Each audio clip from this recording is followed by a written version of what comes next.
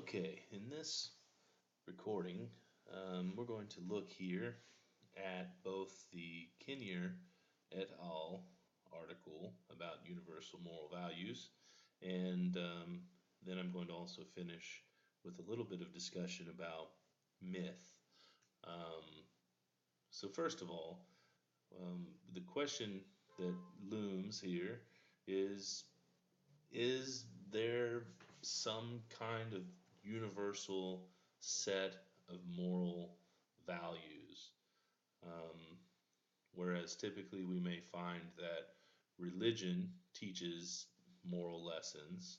Um, there's also the argument that we still find moral people in the world who are not religious, maybe even atheist or what we would call humanist, meaning they don't appeal to a religious set of rules or doctrines to tell them what is right and wrong. They just kind of listen to the human in themselves. Um, but one thing is for sure, we can arguably say that there is this kind of universal pattern of what is considered ethical and moral throughout the world. Um, so I'm not going to go so far as to say that I consider myself to be a pluralist or a universalist, meaning I don't think that all religions are the same. I don't think that every philosophical system or way of living is compatible with other ways of living and thinking in the world. And what I mean by that is, one of the blanket generalizations that you'll hear people make is they'll say that, well, all religions are essentially the same. Um, what I think they really mean to say is that perhaps all religions have similar ethical teachings, and that is true. But to just make a general statement that all religions are the same isn't true, because what matters most in each different religion, it comes down to their concept of, who God is, what is right, what is wrong. Might find some common ground between religions, but in terms of what is considered salvation, what heaven is, what hell is, what sin is, how, what rituals accomplish. I mean, there's these foundation tenets of every faith, what we would call essential doctrines, that are vastly in opposition to other religious systems. So it's not really very fair, and I think it does an injustice to all the religions of the world to say all religions are the same. But part of what I think we find this article attempting to reconcile is to find the common ground. So, what is the common thread? While we can say that the different religious systems and non religious systems differ vastly in very foundational ways and essential ways, we can at the same time say there is some agreement, but what is that agreement?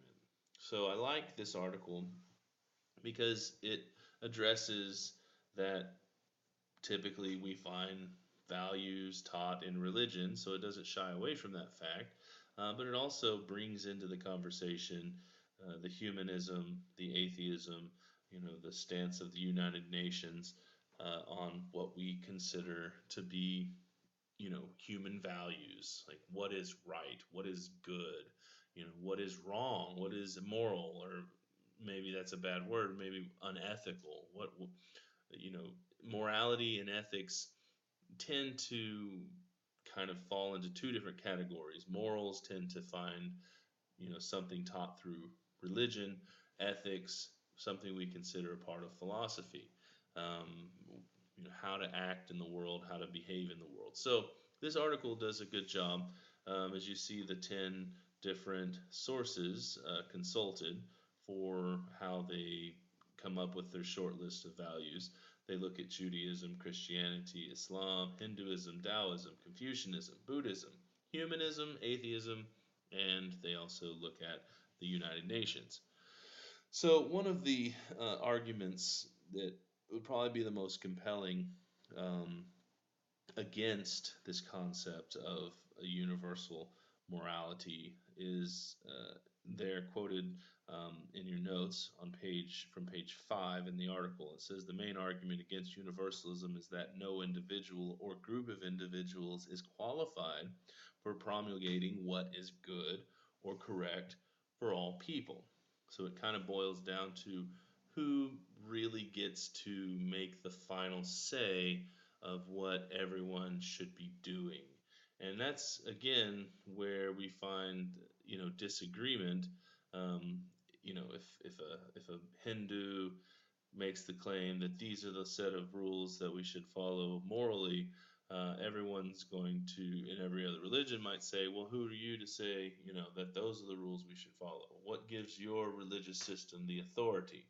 Um, so it's, obviously there's a valid argument against this concept because at some point, rather than putting everyone on the same level, it seems to be that at some point there'd have to be some elevated place of authority from some perspective of saying this is right and this is wrong and everyone should be doing it this way. Now, but the argument for is that to do this effort, to make this effort to pull together some sort of short list is to really find some level, some kind of agreement, some sort of harmony, some sort of unity in the earth between these vastly disparate groups. It's not, no denying that there are differences, but if we could come together and find some sort of unity, then perhaps we can extend the life of the human species, find agreement and stop war, or if we can find what holds us together, maybe that's stronger than what keeps us apart. um, Another quote here says those who attack objectivism slash universalism and take the stand that all standards are ultimately arbitrary are making an absolutist, forgive me, claim themselves. And so if someone's, it's the question. If you ask someone, is there such thing as absolute truth? And then they respond no, then you have to ask them, well, is that absolutely true? Because to say there's no absolute truth is to actually make an absolute claim that there is no absolute truth, which in itself is self-defeating. It doesn't work. So, one of the pretty strong arguments is to say, well, if there are absolutes, then perhaps there are absolute moral values. Um, if there can be an absolute moral value, then there has to be this realm of absolutes that exist. For someone to come along and say, well, no, there's no absolutes, that's a bunch of nonsense. Well, they just entered into the realm of making absolute claims, and therefore they're kind of proving by their negative statement that there is such a thing as absolute truth. And if there is this absolute claim that absolute moral values list that is common, we should do our effort to find out what it is. What are they? And that's what this article's done. So it's pretty interesting.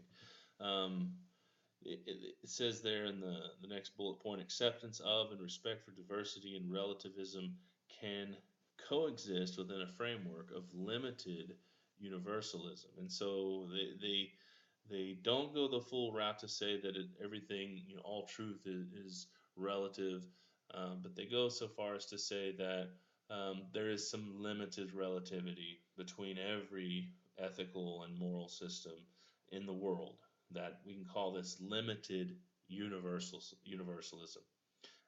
There is some limits to how universal this system is, but there is some limited universal system of values that we can all agree on, regardless of race, religion, or creed. So, and then the most important, it says there in the next bullet point, perhaps most important It can serve as a starting point for communication between different groups and as a focal point for contemplation within conflicted individuals. And so, really, their effort by writing this article and putting these together is to really bring peace and harmony where there's been conflict and division. So, just to get right to it, though, as you see here, the list um, breaks down to number one, commitment to something greater than oneself. Now, that doesn't necessarily mean it has to be God. It doesn't necessarily mean a supreme being, but it can be a higher principle. Some people appeal to the power of the universe. Some people appeal to the cause itself. That it's this commitment to something greater than yourself. If it could be a civil justice movement, it could be anything that the whole is greater than you, and you somewhat find yourself kind of lost in movements because they're greater than you, but you become part of the movement or the idea or the concept. And so it doesn't necessarily have to be God, but the obvious, something greater than oneself sounds like a definition for God. So, you know, it can easily work for the first eight in the list, and then, or the seven, and then eight, nine, and 10, the humanism, atheism, and the United Nations, they have a greater purpose and cause as well. So, number two, self respect, but with humility, self discipline, and acceptance of personal responsibility. So, a common value we can find throughout all the human experience is that there's something to be said about respecting oneself, having humility, um, discipline, self discipline, taking responsibility for your actions. Um, that seems to be a universal. Um, when you meet someone, if you've ever traveled all over the world, um, there are some people that they don't seem to have any humility. They don't seem to have any self respect. They sort of think only of themselves. I mean, those kind of people exist everywhere, no matter where you are in the earth. Um, and everyone kind of has the same feeling about that sort of attitude, in that humility's better than that. So, when you meet someone who's kind and genuine and gracious, like there's a value in that that's human. It's not religious. It's human. You appreciate it. You respect it. It's something I think we could find as a common thread throughout the world. Um, Number three, respect and caring for others. Do unto others as you would have them do unto you. Now that is a religious statement, but at the same time, that concept is a human statement. I shouldn't I shouldn't do to people what I wouldn't want done to me. I don't want, if I don't want someone to punch me in the face, then I shouldn't go around punching people in the face. I mean, it's kind of a very logical sequence, um, but it's something we find that's human.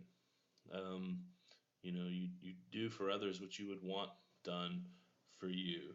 You you be human. You be kind to others. You respect them. You care for them. You're tolerant, forgiving. You're not. Don't murder. Don't abuse. Don't steal. Don't cheat. Don't lie. That those sort of concepts are universal. Um, Only in rare cases, very much so, would be only in the exceptions we would find people, approving, teaching, supporting, condoning um, that sort of negligent, harmful behavior. And then the last one is the care for living of other living things and the environment. And so we find this thread. You don't abuse animals. I mean, that's reprehensible, kind of in a universal sense. You don't torture animals. You don't vandalize. You don't destroy the environment. You there's just a common thread of human values there, that you consider the environment, you consider other living things, um, and that's the four. I mean, there's a lot to sift through in amongst between all those religions and ethical systems, but as you read the article, you'll see that's where they narrow down to. And I think it's pretty safe to say there's not a lot to argue with there. Um, and if you have thoughts on it, you're more than welcome to address them um, anywhere that you have the opportunity in discussion board or in your summary responses or anything that comes up. Um, you know, you have the opportunity to do so. Now, the other thing is on the discussion here about myth. As you saw in the Karen Armstrong article, she discusses myth. Now, the thing is, academics and the college world, they use a different language, so things don't mean what they normally mean. I don't know why this is. Maybe it's a way of sort of affirming the superiority of the intellectuals. I don't know why, but out here in the real world, when you hear the word myth, you think false, something untrue. Now, when you say myth in the humanities or anthropology, um, sociology, myths are stories. I mean, if we were to give it just a very simple definition here, we would say myths are meaningful stories. Um, it and the burden doesn't fall on them being historically accurate or true. The burden falls on the effective nature of the myth. Does it serve a purpose? Does it accomplish something? Is it communicating and telling a story that's universal, that is the same story that has been told in many different ways, many different times? One of the studies of myth that is probably the most popular is what we call structuralism, where you can look at the structure and nature and key points and elements and symbols and archetypes of a story, and you can make a connection between that story and it being told 100 different ways in 100 different cultures over 100 different time periods.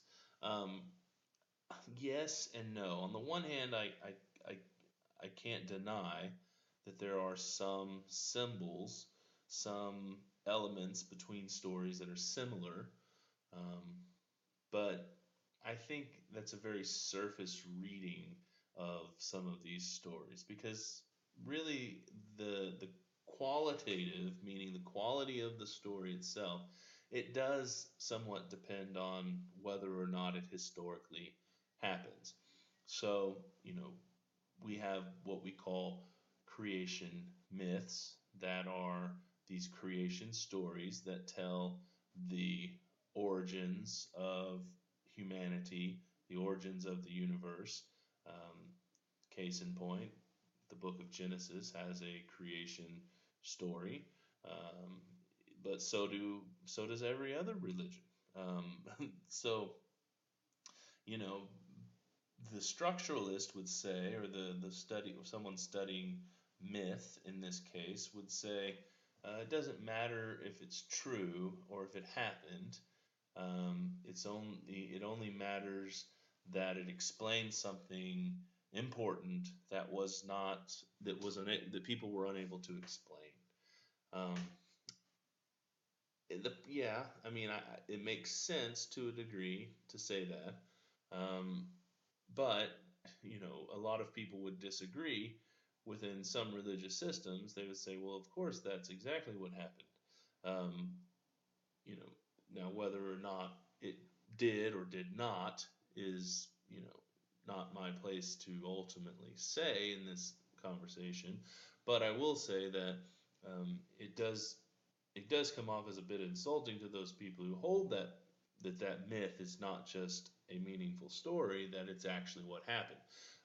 So many people would say, the death and resurrection of Jesus is, it's just the same myth that's been told over and over, with Horus and Dionysus and all these other gods, and they'll say that it doesn't actually matter if it did or didn't happen, because it just boils down to it. Does it serve a purpose? Does it give meaning to something, to a situation?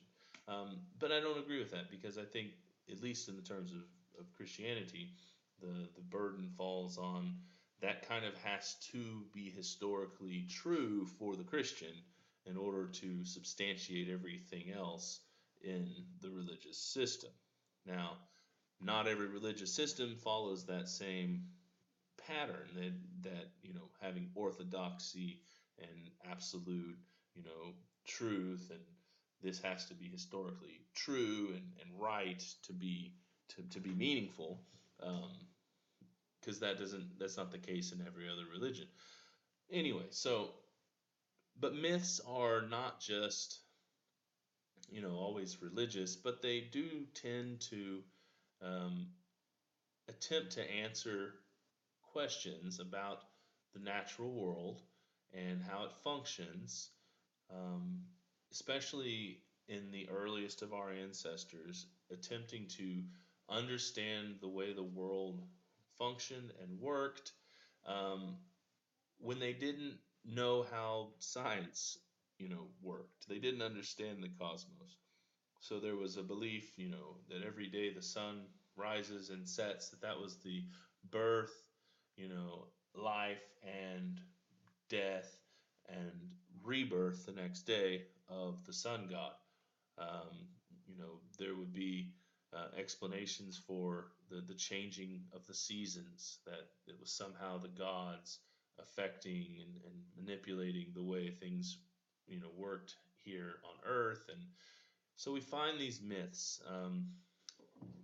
The tendency many people have is to try to say that a myth is like Santa Claus. I mean, kind of, yes, but really, one of the most important aspects of what makes a myth is if it is reconciling some kind of chaos.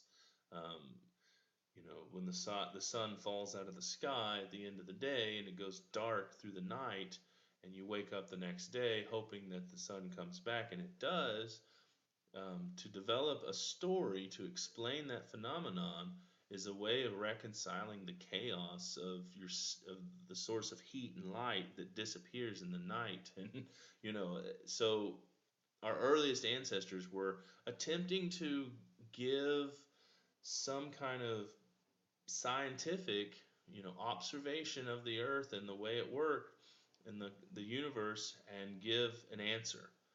And so while some would say it was very primitive, and they just, they were very superstitious and they believed in all these gods and goddesses, and yes, on the one hand, but even though they were primitive, they weren't stupid. They were still doing the task of what science would eventually go on to do later with more advanced technology, in order to investigate why these things were happening. But to look at the universe, look at the sky, and to come up with these answers for why the world is working the way it is working was pretty impressive, for the early humans. So anyway, Karen Armstrong, she addresses a very specific Neanderthal occurrence of burying their dead with certain artifacts that pointed to the belief that there was some kind of something on the other side.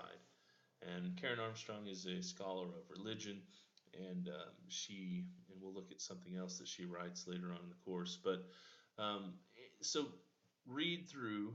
Hopefully, you've read through her discussion on myth and what is a myth and how do they begin. She gives some very specific, um, you know, stages and categories for what a myth is, and she's kind of riding alongside this tradition of studying mythology.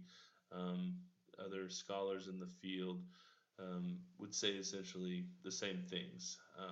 And so there are myth studies and ritual studies that go very far in depth and go well beyond our little scratch of the surface. But from here forward, just know that when we say myth, we don't mean, you know, UFO sightings. We don't mean something people thought happened, but it didn't actually happen. Or we don't mean to say something people thought was true, but it's not actually true. Like when you watch Mythbusters, if you've ever seen that show, there's, trying to dispel the myth of, who knows? I mean, does your car get better gas mileage with the windows up and the AC on, or with your AC off and your windows down? That is not what we're talking about when we talk about myth. We're talking about meaningful stories that tend to be religious in nature. They tend to be answering great questions about the universe, and they tend to be reconciling some kind of chaos. I know that's difficult to grasp, and you kind of have to eventually unlearn your current understanding of that word myth. But that is really all I have to say. So, just to recap, universal moral values, there's four of them. They looked at the 10 different places, religions and non religions, to develop the four universal moral values that would be a common thread throughout the human experience. And then mythology. Myths are stories, right? So just make sure that you understand that distinction. We're going to look at some series of creation myths from different traditions around the world. So there you go. I'm going to bring this to a close.